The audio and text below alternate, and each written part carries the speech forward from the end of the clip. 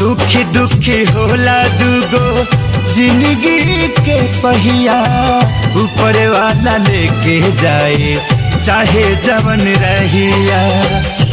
है